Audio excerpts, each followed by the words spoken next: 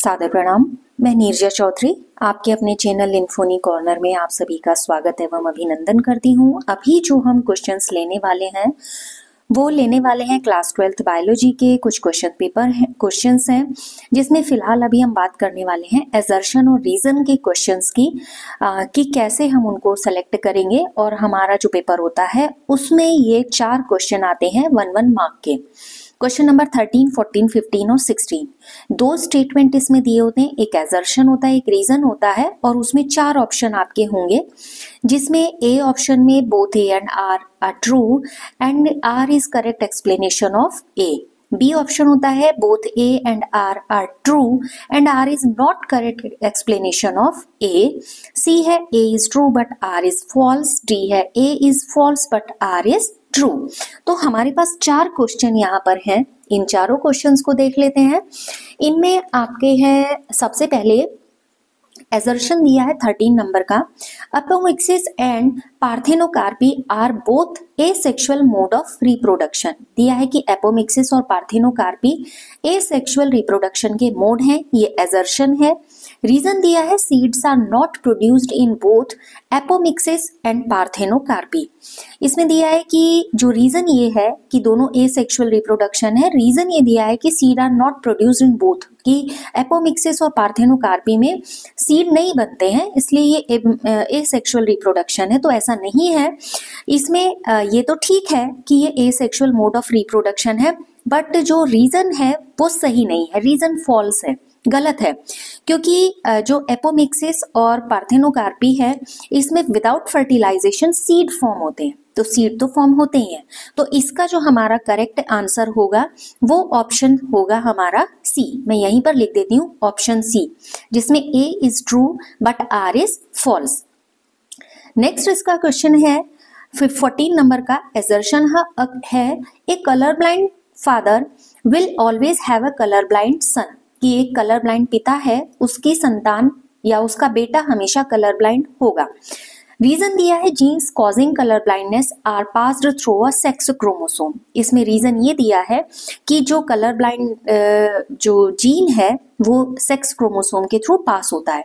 तो एजर्शन क्या है, एक colour blind father will always have a colour blind son, तो ये कोई सही स्टेटमेंट नहीं है। कलर ब्लाइंड फादर का सन कलर ब्लाइंड ही होगा ऐसा निश्चित नहीं है। तो ये ए क्या है आपका, फॉल्स है।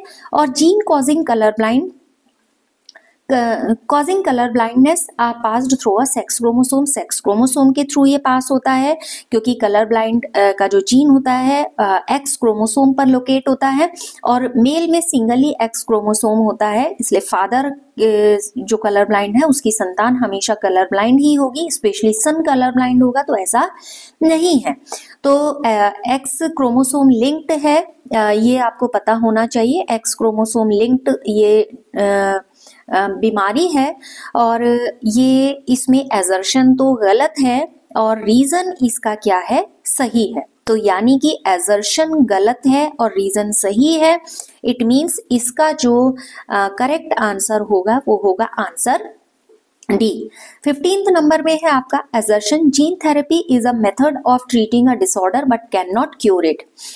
तो जो जीन थेरेपी है ट्रीटमेंट, डिसऑर्डर ट्रीटमेंट का एक तरीका है but can not cure it, मतलब पूरे तरीके से ठीक नहीं किया जा सकता, ऐसा भी होता है। रीजन दिया है cells are drawn from a patient and the functional gene is introduced into the cells and transferred back to the patient। इसमें क्या किया जाता है, पेशेंट से सेल्स को कलेक्ट किया जाता है, फंक्शनल जीन के साथ इंट्रोड्यूस किया जाता है और उसके बाद पेशेंट में दोबारा इसको ट्रांसफर कर दिया जाता है, ये रीजन दिया है। तो जीन थेरेपी अ ट्रीटिंग मेथड है, ये सही है। यहाँ पर जो रीजन दिया हुआ है, रीजन भी सही है और रीजन क्या कर रहा है कि किस तरीके से जीन थेरेपी होती है उसका एक करेक्ट एक्सप्लेनेशन यहाँ पर दे रहा है।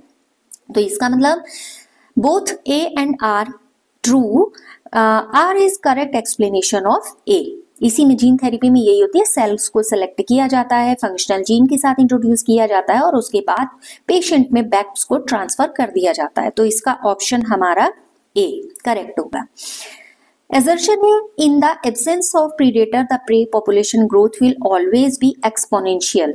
मतलब अगर शिकारी ना हो तो शिकार की जो ग्रोथ है वो घातांकीय रूप से बढ़ेगी। रीजन दिया है exponential growth is when the resources and the environment allow an organism to realise fully its innate potential to grow in number.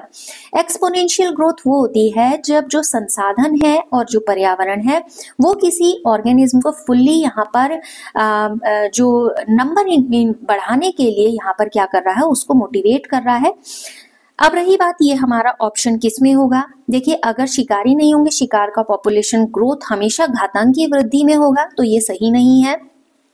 ये क्या हो जाएगा, रिसोर्सेज पे डिपेंड करता है, एनवायरनमेंट पे डिपेंड करता है कि उसकी ग्रोथ किस तरीके से होगी। सपोज मान लीजिए शिकारी ही नहीं है लेकिन रिसोर्सेज क्या है वहां पर फुल्ली अवेलेबल है, तो क्या हो जाएगा, तो भी ग्रोथ बहुत ज्यादा बढ़नी है। तो डिपेंड किस पे करता है, रिसोर्सेज पे और एनवायरनमेंट पे। ठीक है, पता चला शिकारी भी है और उन्हें रिसोर्सेज भी बहुत मिल रहे हैं, एनवायरनमेंट भी अलाउ कर रहा है कि वो अपने नंबर्स को बढ़ाए, ग्रोथ करे। तो उसके लिए शिकारी होने से तो रिसोर्सेज की वजह से उनके नंबर ऑटोमेटिकली बहुत बढ़ जाएंगे। तो इसके लिए ये पहला एजर्शन जो सेंटेंस हमें दिया हुआ है, एजर्शन फॉल्स है और जबकि रीजन क्या है, सही है। तो इसका सही आंसर हमारा होगा एजर्शन फॉल्स है और रीजन सही है, यानी कि डी ऑप्शन। तो फिलहाल जो अभी हमने लिए हैं एजर्शन और रीजन के बहुत सिंपल क्वेश्चन आते हैं, 4 नंबर आपके बिल्कुल पक्के हैं एग्जाम्स में अगर आप थोड़ा सा लॉजिक लगाएंगे और ये क्वेश्चन आपको बहुत इजीली आप सॉल्व कर लेंगे। तो अगले वीडियो में फिर मिलेंगे, तब तक आप इन्फोनी कॉर्नर के साथ बने रहे। आप सभी का बहुत बहुत धन्यवाद।